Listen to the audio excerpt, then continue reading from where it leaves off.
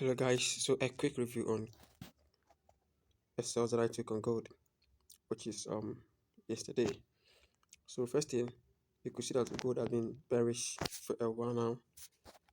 The first thing that I look for is my bias or the direction that the market is going to. So you could see that gold has been bearish for some time now. Now on the daily time frame, I saw a favorable gap, a bearish favorable gap that was formed, which is the previous day kind of close bullish, but it formed a favorable gap. So this is a favorable that I took my trade from. And then, as I said, the direction is already bearish. So, and I've seen a very favorable gap. So, what I have to do is just drop down to the 1 hour time frame. So, the time frame alignment is also very, very important. So, if you take a trade from, if you get a direction or a bias on the higher time frame, you have to come down to lower time frame for entry.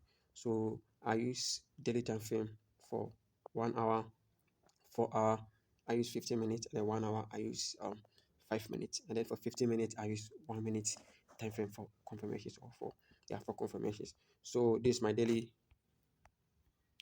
fair value gap. The daily fair value gap is here, which is the one that you are seeing over here. Is the daily fair value gap, and then after this fair value gap, as I said, you come to the 1 hour time frame, and when I come to the 1 hour time frame, what I look for is my entry signature. Now this is how the signature looks like. So now the first thing is your point of interest, or let's say your um, fair value gap or your fractal low or whatever that you're looking at. What I do is I wait for price to tap into the fair value gap. After price has tapped into the fair value gap, you can see that there will be, you can call it inducement or whatever, but you will see that a fractal point has been formed over here. So what we are looking for is for price to sweep this high, and then now after sweeping the high, the confirmation comes when the low that swept the high is displaced. Don't know whether you are getting this one. I said, as price is going, you will see most of the time you see this pattern. And the only thing or what you do is that you wait for the high that will sweep, sorry, the low that caused the sweeping of this high to be displaced below. When we displace below, that means price is ready to change direction. You can call it change of character or um, whatever that you can call it. So this is how I use to determine bias. That is my confirmation.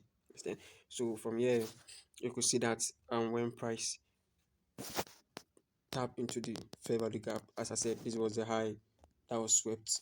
Now, what I have to wait for is for the low that caused the sweeping to be displaced, and that's what we had over here.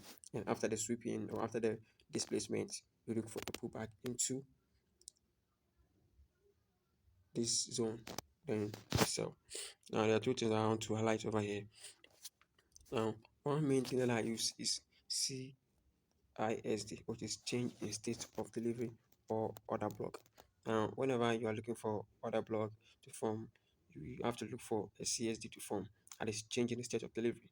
So the main thing that I use, that was, if you want to see improvement in your system, I would like you to use the CISD, which is the CSD. It is very, very, very, very important. This guy is very, very important, and it's very accurate too. When you combine the CSD and then the fair value gap, you can backtest it and see, you can see a very, very good improvement in your system. So what I do is that when price gets into my zone, I wait for a CSD to form. After a CSD forms, I wait for it to pull back into the CSD, and then I take trade from there. Or most of the times, you can see that the leg that causes displacement, you can see two things, either a fractal point or a fair value gap. When you see a fractal point, you can take trade from the fractal point, or you can wait for the sweep of that fractal high or low that has been formed, then you take a trade from there. So in my case, we tap into the, how we call it, the fair value gap we displace over here. We pull back into the CSD or the other block, then we started what, rallying down. So this is how I took the trade. Now, as I said, the time